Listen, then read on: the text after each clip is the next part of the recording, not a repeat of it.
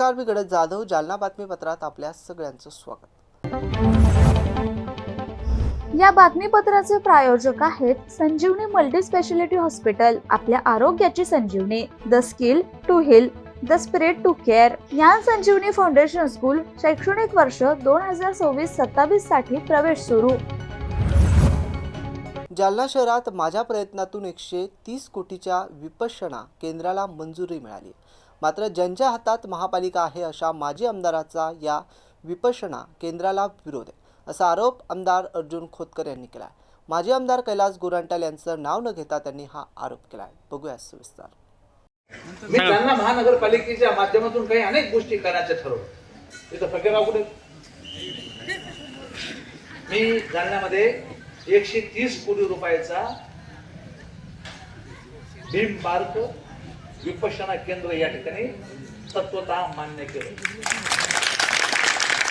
महानगरपालिकेचे जे लोकल नेते स्वतःला म्हणतात ना, जे त्यांच्या नेत्यांच्या नेतृत्वाखाली महानगरपालिका आहे माझी, या भीम पार्कला विरोध करणारे कोण? फकीरराव. आपल्या अजेंडावर विषय आला नाही. का नाही आला? आयुक्त मॅडमने विषय घेतला होता, जिल्हाधिकाऱ्यांनी सांगितलं होतं, मंत्री महोदयाने सांगितलं होतं विषय घ्या भीम पार्कचा. काय करणार आहे भीम जनता आपली? काय लोक काय करणार आहेत?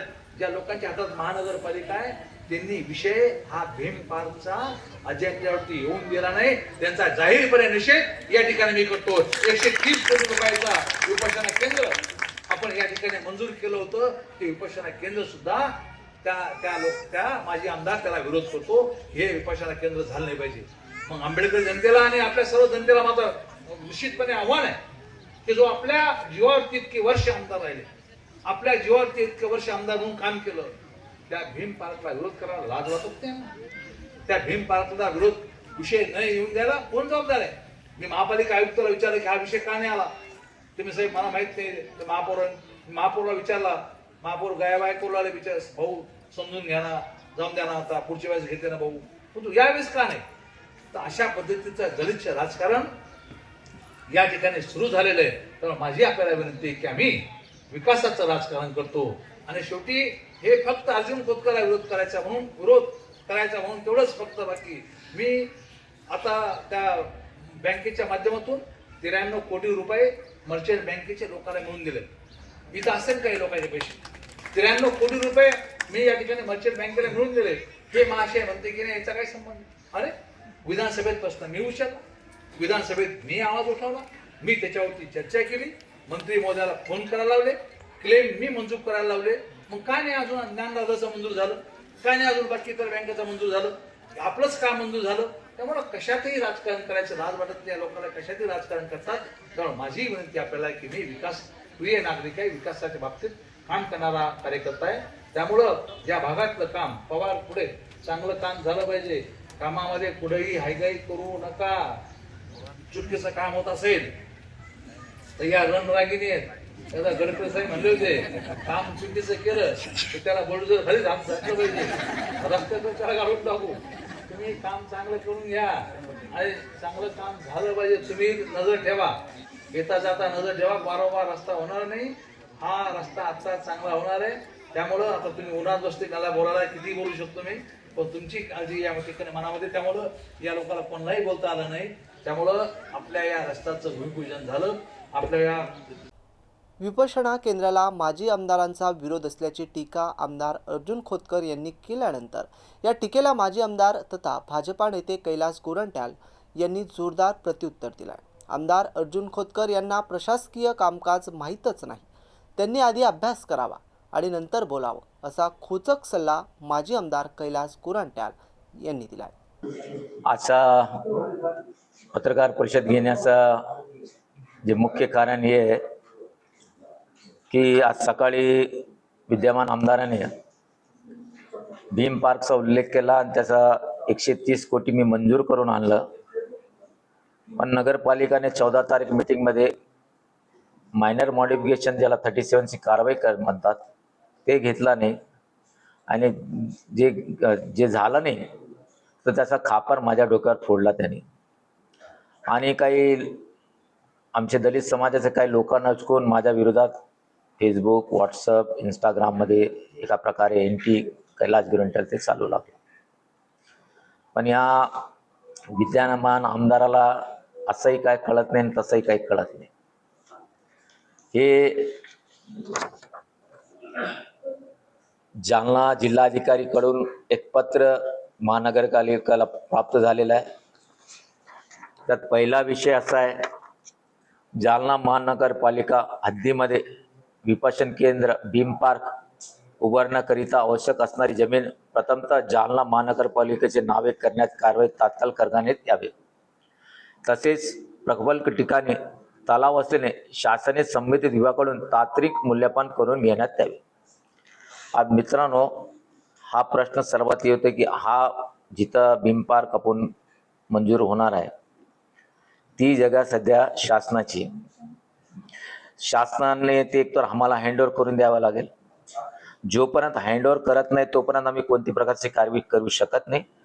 पण त्यात आणखीन एक शॉर्टकट रस्ता आहे. जर कलेक्टरने आम्हाला NOC दिली तर आम्ही ते कारवाई करण्यासाठी आमची तयार असेल. दुसरा, त्या पहिल्यामध्ये असं तांत्रिक मूल्यमापन करून घेणं म्हणजे फिजिबिलिटी ते होऊ शकतो की नाही होऊ शकतं. आता तशी सक्षम यंत्रणा महानगरपालिकाकडे नाही आहे. पण या यंत्रणासाठी आम्हाला एखादा मोठी संस्थाला किंवा मोठे जे काम करतात त्याला बोलून त्याला एक काम दिलं पाहिजे आणि फिजिबल आहे की नाही ते आम्हाला देणार आहे. तेव्हा त्याच्यानंतर मायनर मॉडिफिकेशन 37ची कारवाई आम्हाला करावं लागते. हे प्रोसिजरच आहे. या माणसाला काही कळत नाही, त्याला अभ्यासच नाही, पण उगाच माझ्या नावाने हा हे करतो. एक तर प्रथम यांनी जे बैठक घेतली त्यात त्याने कलेक्टरला बोलवायला पाहिजे होतं की लँड त्यांची आहे. त्याला माहीतच नाही लँड कोणाची. सर्वात पहिले हे त्याला असंही काही कळत नाही तसंही काही कळत नाही. तिथं मग त्यांना माहीत पडलं, संजय शिरसाटने सांगितलं रे लँड महाराष्ट्र शासनची आहे, नगरपालिकेला मायनर मॉडिफिकेशन 37 करावं लागेल. तेव्हा त्याला काहीतरी म्हणजे त्याला असं काहीच कळत नाही मायनर मॉडिफिकेशन काय म्हणतात. दुसरा, या भीम पार्कला MRTP ऍक्ट नंबर 37ची कारवाई आम्ही करू, पण जोपर्यंत हँडओव्हर होत नाही किंवा आम्हाला NOC भेटत नाही. तिसरा, हे जे प्रोजेक्ट तयार झालेला आहे त्याने तिकडे दाखवलं कुठं मंत्रालयात. पण जेव्हा भीम पार्कची आमची पूर्ण तयारी असेल तेव्हा ते आम्ही पण बघणार आहे. चौथा, याला पर्यावरणचा NOC लागतोय. ते बघा, आपला जे भीम कुंड याने विसर्जन कुंड केला खांडेकरने आणि याने 2 कोटीचा नसेल तर 19 कोटीचा गेला आणि याने उद्घाटन केलं, स्वतः शासकीय उद्घाटन स्वतः केलं. त्यालाही पर्यावरणचा मंजुरी नाही आहे आणि पर्यावरणचा मंजूर नसल्यामुळे कोणतंही काम होऊ शकत नाही. पर्यावरणची मंजुरी तुम्हाला तेव्हाही भेटतं जेव्हा मुख्यमंत्रीच्या लेवलवर याचा विषय त्यांच्या समोर ठेवा लागतं. सन्मान्य रावसाहेबजी दानवे त्यांच्यासोबत माझं बोलणं झालेलं आहे. या बैठक जेव्हा पर्यावरणचा गोष्ट येईल, सन्मान्य रावसाहेबजी दानवे, सन्मान्य बबनदादा लोणीकर, सन्मान्य संतोष दानवे, सन्मान्य नारायण कुचे, सन्मान्य भास्कर आबा आणि आम्ही आणि महापौर उपमहापौर याची बैठक घेणार. आणि दलित समाजाची जेवढी संघटना आहे प्रत्येक संघटनाचे एक प्रमुखाला मी मुख्यमंत्रीकडे बैठक लावून याचा मार्गी लावणार आहे. आणि हा काय म्हणतो 130 मी मंजूर करून आले. अरे प्रस्तावच गेल्यानंतर मंजूर कसं होतं? मला मी सांगा, हे भीम पार्कचा हे विसर्जन कुंड सारखा करायचं का आपल्याला? आता ते जिल्हा परिषद मध्ये काय काय झालं, बोगस बिल काढले या लोकांनी. ते असं करायचंय का? याला हायगाय एवढे कशाची? हायगाय कशासाठी? प्रोसिजर तर कम्प्लीट होऊ द्या ना. मी सांगतो की हा भीम पार्क असा आम्ही करून देणार. भारतीय जनता पार्टीचे आमचे नेता आणि आम्ही सर्व पूर्ण महाराष्ट्र येऊन बघेल की या भारतीय जनता पार्टीच्या महानगरपालिकेने असं भीम पार्क तयार केलेलं आहे. पण त्याचे काही नियम असतात, काही रूल्स असतात, जोपर्यंत ते फॉलो होत नाही त्याचा पुढे विषय जात नाही. पण हा मागचे काही पुड्या मारायचे, काही सटाक्या मारायचे आणि काही लोकांना उचकायचं हे धंदे करतो. त्याला सांगा नीट अभ्यास कर बाळा आणि नंतर तू आमच्यावर आरोप कर. जालना जिल्ह्यातील परतूर येथील जवाहर नवोदय विद्यालयात रॅगिंगचा धक्कादायक प्रकार समोर आला आहे. इयत्ता 11वीच्या विद्यार्थ्यांनी इयत्ता 9वीमध्ये शिकणाऱ्या एका विद्यार्थ्याचा छळ केल्याची धक्कादायक घटना समोर आली आहे. या घटनेनंतर विद्यालय प्रशासनाने तातडीने चौकशी करून संबंधित 7 विद्यार्थ्यांना 8 दिवसासाठी निलंबित करण्याची कारवाई केली आहे. मिळालेल्या माहितीनुसार 2 जुलै रोजी इयत्ता 11वीच्या 7 विद्यार्थ्यांनी वसतिगृहात राहणाऱ्या इयत्ता 9वीच्या विद्यार्थ्याला मारहाण केली, त्याला धक्काबुक्की करत मानसिक त्रास दिला. एवढेच नव्हे तर त्याच्याकडून जबरदस्तीने कपडे धुवून घेतल्याचा आरोप आहे. या प्रकारामुळे संबंधित विद्यार्थी घाबरला असून त्याला मानसिक त्रास सहन करावा लागल्याचं समोर आलं. घटनेची माहिती विद्यार्थ्याच्या पालकांना मिळाल्यानंतर त्यांनी विद्यालय प्रशासनाकडे लेखी तक्रार दाखल केली. तक्रारीची गांभीर्याने दखल घेत रँकिंग प्रतिबंधक समितीने संबंधित विद्यार्थी, साक्षीदार आणि अन्य संबंधितांची चौकशी केली. चौकशीत प्राथमिक स्तरावर रॅगिंग झाल्याचं स्पष्ट झाल्यानंतर विद्यालय प्रशासनानं 7ही विद्यार्थ्यांवर शिस्तभंगाची कारवाई करत 8 दिवसांसाठी निलंबन केलं. या प्रकरणामुळे पालकांमध्ये चिंता व्यक्त केली जात असून निवासी शाळांमधील विद्यार्थ्यांच्या सुरक्षिततेचा मुद्दा पुन्हा ऐरणीवर आला. अशा घटना पुन्हा घडू नये यासाठी विद्यालय प्रशासनानं विद्यार्थ्यांना रॅगिंग विरोधी नियमांची माहिती देण्याबरोबरच समुपदेशन आणि कडक देखरेख ठेवण्याचा निर्णय घेतलाय. दरम्यान मुख्याध्यापक एस.जी. पवार यांनी सांगितलं की पालकांच्या तक्रारीनंतर रॅगिंग समितीमार्फत चौकशी करण्यात आली. चौकशीत दोषी आढळलेल्या 7 विद्यार्थ्यांवर 8 दिवसांच्या निलंबनाची कारवाई करण्यात आली असून विद्यालयात रॅगिंगला कोणत्याही परिस्थितीत थारा दिला जाणार नाही असा स्पष्ट इशारा त्यांनी दिला आहे. आमच्याकडे काही दिवसापूर्वी पालकांनी तक्रार केली होती की त्यांच्या मुलाला जे हे इयत्ता 11वीच्या मुलांनी धक्काबुक्की केलेली आहे आणि त्यांना कपडे धुण्याचं सांगितलेलं आहे. तर पालकांची या तक्रारीची आम्ही ताबडतोब दखल घेऊन आमच्या विद्यालयातील अँटी रॅगिंग कमिटी नी निर्णय घेऊन या संबंधित 11वीच्या जे विद्यार्थी आहेत यांना तत्काळ निलंबित करण्यात आलेले आहे. आणि या ठिकाणी यापूर्वी अशा कुठल्याही घटना मागील काही वर्षांपासून झालेल्या नाहीत. आम्ही सर्व विद्यार्थ्यांची काळजी घेतो, यापुढेही ही काळजी आम्ही घेत राहू. पालकांनी कुठल्याही प्रकारची चिंता करू नये, काळजी करू नये. आपले मुले या ठिकाणी सुरक्षित आहेत, ही माहिती मी आपल्याला सादर करीत आहे. जालना शहरातील प्रलंबित नागरी प्रश्न मार्गी लागावेत या मागणीसाठी मातंग समाज सामाजिक संघ जालना यांच्या वतीनं आजपासून महापालिका कार्यालयासमोर आमरण उपोषणाला सुरुवात करण्यात आली आहे. संघटनेचे अध्यक्ष राजाराम गायकवाड आणि सचिव रामदास दागतोंडे यांच्या प्रमुख नेतृत्वाखाली 10 आंदोलनकर्ते यावेळी उपोषणाला बसलेत. आंदोलनकर्त्यांच्या प्रमुख मागण्यांमध्ये श्री शांतेश्वर महादेव मंदिरासमोरील सरकारी नाली तातडीने मोकळी करणे, संजय नगर येथील मातंग समाजाच्या स्मशानभूमीवरील अतिक्रमण हटवून त्या ठिकाणी संरक्षण भिंत उभारणे, तसेच शास्त्री मोहल्ल्यातील रेणुका माता मंदिराजवळ असलेल्या विहिरीभोवती संरक्षण भिंत बांधणे या मागण्यांचा समावेश आहे. संघटनेचे अध्यक्ष राजाराम गायकवाड यांनी माध्यमांशी बोलताना सांगितलं की या मागण्या अनेक वेळा प्रशासनाकडे मांडूनही त्यावर कोणतीही ठोस कारवाई करण्यात आली नाही. त्यामुळे अखेर आमरण उपोषणाचा मार्ग स्वीकारावा लागलाय. तसेच आज सर्व मागण्या पुढील 15 दिवसात पूर्ण न झाल्यास महापालिकेचे मुख्य प्रवेशद्वार बंद करून तीव्र आंदोलन करण्यात येईल असा इशाराही त्यांनी दिला. यावेळी संघटनेचे अध्यक्ष राजाराम गायकवाड, सचिव रामदास धाकतोंडे, संघटनेचे उपाध्यक्ष संतोष कांबळे, उपाध्यक्ष राजू धाकतोंडे, ॲडव्होकेट अब्दुल तारेक, रामेश्वर कांबळे, राजेंद्र तांगडे, अमित गायकवाड, शिवाजी कांबळे यांच्यासह संघटनेचे पदाधिकारी आणि कार्यकर्ते मोठ्या संख्येने उपस्थित होते. आता या आंदोलनाची दखल घेऊन महापालिका प्रशासन काय भूमिका घेते आणि आंदोलनकर्त्यांच्या मागण्यांवर कितपत सकारात्मक निर्णय घेतला जातो याकडे शहरवासियांचं लक्ष लागलंय. समोर काही आपण उपोषण लावलंय, काय नेमकं उपोषण आहे, काय आपल्या मागण्या आहेत? आमची एकच 3 मागण्या आहेत. मुख्य मागणी शांतेश्वर महादेव मंदिरात संरक्षित भिंत बांधून देणे आणि महादेव मंदिरासमोरील नालीवर काही लोकांनी घरं बांधून महापालिकेची नाली बंद केली. त्याच्यामुळं पावसाचं नालीचं पाणी महादेव मंदिरात घुसतं आणि महादेव मूर्तीची विटंबना होते. दुसरी गोष्ट, रेणुका माता मंदिर आमच्या शास्त्री मोहल्ल्यात, त्याच्यात पण नालीचं पाणी जातं आणि रेणुका माताचं पूर्ण मंदिर डुबलं जाते आणि गोहामुताचं पाणी त्याच्यात जाते. तिथं पण देवीची विटंबना होते. तसंच मातंग समाजाचे कब्रस्तान संजय नगर येथे आहे. तिथं अनेक लोकांनी कब्रस्तानच्या जागेवर अतिक्रमण करून घरे बांधलेत. महापालिकेने 2 वर्षापूर्वी तिथं संरक्षण भिंतीचं उद्घाटन केलं, पण ते अद्याप काम सुरू झालं नाही. तरी आमच्या 3ही प्रकारनं मंजूर होत नाही तोपर्यंत आमचं आमरण उपोषण सुरू राहील. आम्ही 2 दिवस वाट पाहणार आणि 15 तारखेला गेट बंद आंदोलन लावणार याची प्रशासनाने दखल घेतली. आजच बसतात का आपण? आम्ही आज सकाळपासून 10 वाजल्यापासून 10 जण बसलेले उपोषणाला. काय नाव तुमचं? माझं नाव राजाराम बाबुराव गायकवाड. याबरोबरचे बातमीपत्र संपलं.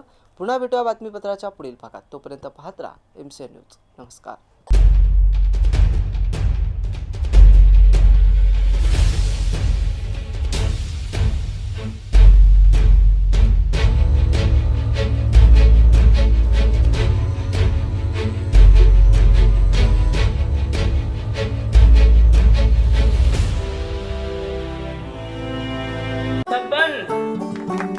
को कलेक्टर साहिबा के हाथों से इनामी घर मिल रहा है। आपका घर बहुत सुंदर होगा ना? अरे नहीं बेटा, हम तो बहुत छोटे आदमी हैं। चाचू डोंट वरी, मैं बड़ी होकर आपके लिए और सबके लिए मजबूत और सुंदर घर बना के दूंगी। कालिका सरिया लाना मत भूलना। कालिका TMT सरिया कंक्रीट से करे मजबूत जोड़ और भूकंप, संग, आग से लड़कर घर को दे दीर्घायु। कालिका सरिया मैं भूली नहीं। बेटिया आप कलेक्टर। कालिका TMT, फैसला जो मजबूत हो। संजीवनी मल्टी स्पेशालिटी हॉस्पिटल, ऋषी park, Ambar चौफुली, Jalna.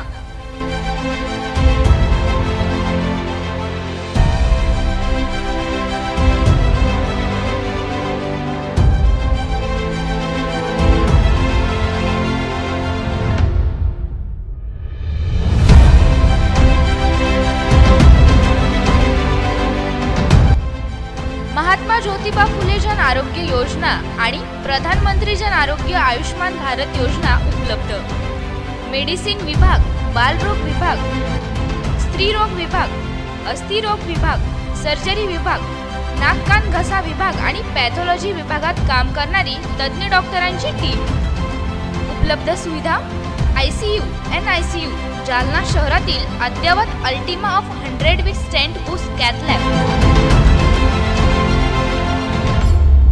Modular operation theatre, dialysis विभाग, cardiac care unit CCU, angiography सुविधा, एंजिओप्लास्टी सुविधा, 24 तास अत्यावश्यक सेवा आणि कार्डियक ॲम्ब्युलन्स उपलब्ध।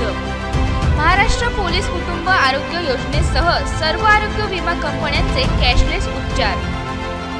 संजीवनी मल्टी स्पेशालिटी हॉस्पिटल, आपल्या आरोग्याची संजीवनी।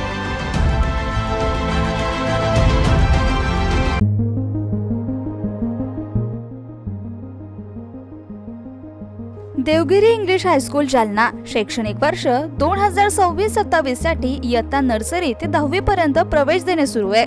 आमची वैशिष्ट्ये: सर्व सुविधांनी युक्त नवीन इमारत, विद्यार्थ्यांसाठी बस सुविधा, उच्च शिक्षित कुशल शिक्षक वर्ग, मर्यादित प्रवेश, वेळोवेळी शैक्षणिक सहलींचे आयोजन।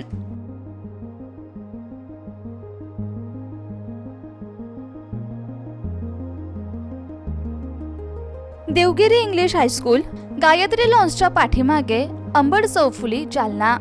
संपर्क क्रमांक 9371261777 आणि 9623756132। आजच तुमचा प्रवेश निश्चित करा।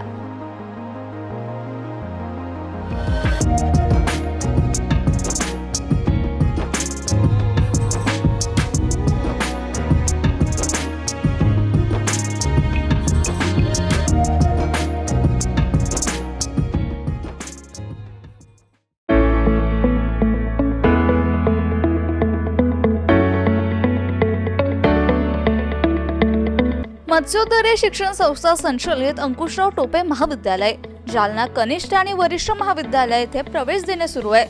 महाविद्यालयास बँगलोर येथील नॉर्थ मार्फत पूर्ण मूल्यांकनात 3ऱ्या सायकलमध्ये अ दर्जा प्राप्त करणारे जालना जिल्ह्यातील प्रथम महाविद्यालय, तसेच डॉक्टर बाबासाहेब आंबेडकर मराठवाडा विद्यापीठाच्या शैक्षणिक अंकेक्षणात अ दर्जा प्राप्त केला असून आयएसओ प्रमाणे 2026-27 प्रमाणे नॅक ओरिएंटेड निसर्गरम्य वातावरणातील महाविद्यालयात आपला प्रवेश आजच निश्चित करा। कनिष्ठ महाविद्यालयात कला, वाणिज्य, विज्ञान आणि HSC व्हॅकेशनल साठी 11वी आणि 12वी वर्गात प्रवेश देणे सुरू आहे। विज्ञान शाखेसाठी रॉक सायन्स, इलेक्ट्रॉनिक विषयांची विशेष उपलब्धता, 11वी आणि 12वी साठी व्यवसायभूमिक courses, accounting, financial and office management, marketing and detail management, logistic material management यासाठी विशेष प्रवेश देणे सुरू। वरिष्ठ महाविद्यालयात BA, BCom, BSc, BCA या वर्गातून नवीन शैक्षणिक धोरणानुसार प्रवेश देणे सुरू आहे। BA या प्रथम वर्ष प्रवेशासाठी उपलब्ध विभाग, MA यासाठी उपलब्ध विषय आहे मराठी, हिंदी, इंग्रजी, भूगोल, मानसशास्त्र, इतिहास, समाजशास्त्र, राज्यशास्त्र, लोकप्रशासन आणि अर्थशास्त्र। MCom, MSc संगणकशास्त्रामध्ये प्रवेश देणे सुरू आहे। PhD साठी उपलब्ध संशोधन केंद्र, संशोधन विषय इंग्रजी, भूगोल, मानसशास्त्र, इतिहास, समाजशास्त्र, मराठी, हिंदी, वाणिज्य, लोकप्रशासन, अर्थशास्त्र। विद्यार्थ्यांच्या व्यक्तिमत्व विकासासाठी महाविद्यालयातर्फे विशेष प्रयत्न। क्रीडापटूंसाठी विशेष क्रीडा सुविधा, संगणकीकृत ग्रंथालय, मुलींसाठी स्वतंत्र वसतिगृह, विविध स्पर्धा परीक्षांची तयारी, क्रीडा विभागाद्वारे मिलिटरी आणि पोलीस प्रशिक्षण, नीट, जेईई, सीईटी परीक्षेची तयारी, सुसज्ज सांस्कृतिक विभाग, विविध शैक्षणिक उपक्रम आणि नियमित तासिका.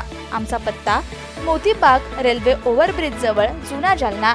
प्रवेश माहितीसाठी संपर्क उपप्राचार्य डॉक्टर संजय पाटील 8275 51 56 92, उपप्राचार्य प्राध्यापक पांडुरंग खोजे 9421 68 85 68, प्राचार्य डॉक्टर दादासाहेब गजहंस 87 88 11 97 61, अंकुशराव टोपे महाविद्यालय जालना.